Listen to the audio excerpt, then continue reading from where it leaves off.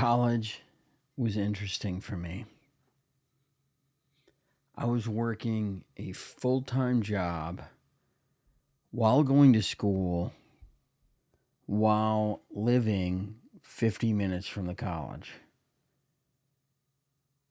I didn't have a thing back then called boundaries or understanding of the impact of working 60 hours a week, going to school full time, and then going on dates till 2 in the morning. What a wild uh, experience in my life that was. Unfortunately, one night on the way home from a date, I fell asleep at the wheel and I crashed directly into the trees. Thank goodness no one was around. I didn't hit any other cars, nothing like that, but I definitely completely totaled the car and broke my left leg in 3 different places from the impact into the trees. I remember waking up and looking around, and the police had already been called by the house that my vehicle was about 15 feet from.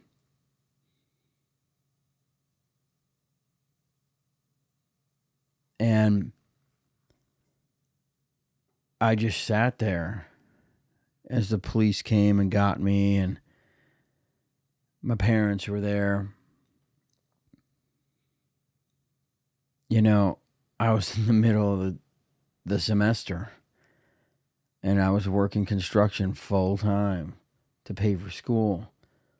I didn't have options. I had to figure it out. I had to figure it out on my own. And that's what I did. At least I thought. I had never had a single healthy boundary in my life up to this point. And what's wild is the reality around working 60 hours a week, going to college full time, didn't seem at the time in my life to phase me. It just kind of was like, whatever, dude. This is just what I got to do. But then you added the third factor of staying out on a date until 2 in the morning and then driving home for 50 minutes. I mean, at no point during that time period did my brain go, this is a dumb idea. Or maybe I should just take a nap in the car. Nope. I just kept on driving. What's wild is I was about 5 minutes from my house where I grew up when I careened off the road at 55 miles an hour into some trees. And I just, man,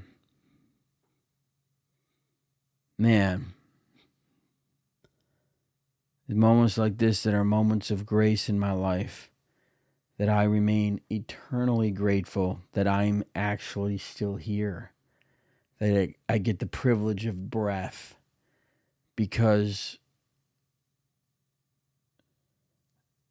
they say I shouldn't have been here. That's certainly what they said.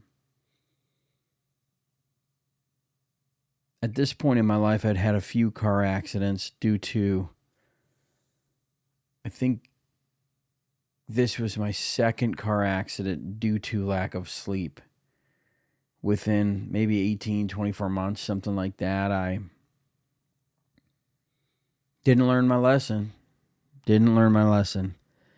The first time, and now this time, my leg was broken in 3 places. I didn't have health insurance. Parents didn't have health insurance. And I needed to get taken care of. I don't even remember how we worked that out. Couldn't tell you. Could not tell you. Trying to think through it, but yeah, I don't even know how we worked that out. But I do remember being laid up in bed for a long time. Like, I don't know, maybe 4 months, 5 months, because I'd broken my main bone, the main bone down the leg, and one of my ancillary bones as well. Snapped them. Apparently, I hit a tree root on the way through to my final destination, which was a tree stump. Not something you want to be acquainted with at 1:30 in the morning when you have no boundaries and you have no business driving because you're exhausted. I mean, that day I'd literally I'd gotten up, driven an hour to work. I think I got up around 5, started work at 6, 7-ish, somewhere in there. And then drove to school after I got to work at 3, did night classes from maybe 4, something like that, until 10 at night, 8 at night, somewhere in there. And then drove to go meet this girl for a date after that. And I didn't get home until, well, I guess a few weeks later when I got out of the hospital. I look back at that person without boundaries and just marvel. I mean, I just did not take care of myself. I did not understand my limitations. I was never taught what limitations were.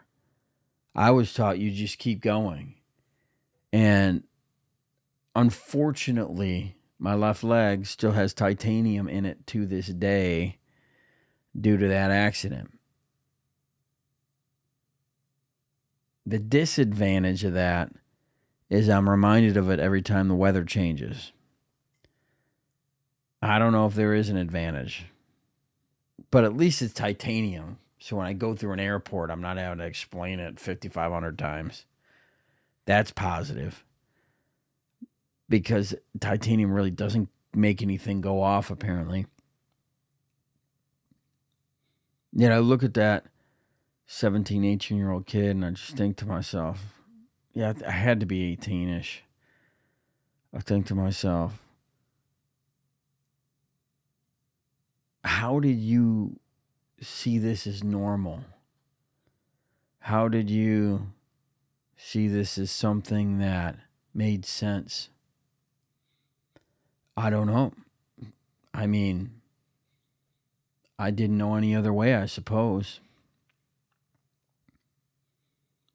Unfortunately, this set a chain of events in place where I couldn't work, didn't have health insurance, was working transient construction jobs while I was going to school.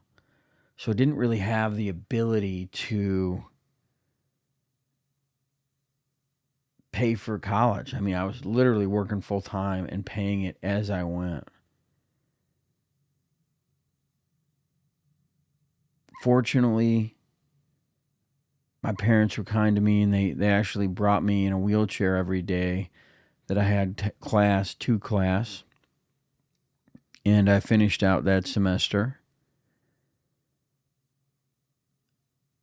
Yet, the thing that breaks my heart is that the next semester, I didn't have any way of paying for college.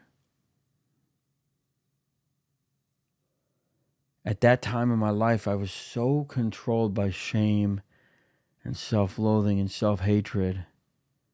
I guess I would even qualify the shame as toxic shame, which is, in my opinion, the most extreme derivative of shame. I mean, that is literally a level of contempt for oneself that is far beyond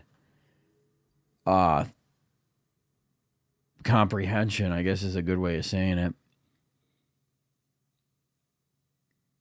I didn't have the ability to ask for help. Never asked for help one time when I was in my parents' house. Asking for help meant that you were weak and that you were inept. And it validated all of the shame that my parents put on me. So my mother volunteered to take me to school. And when my leg finally got better, I was excited because I really wanted to finish, but I couldn't afford it. Could not afford the payments. A couple weeks into the next semester, after talking with a teacher,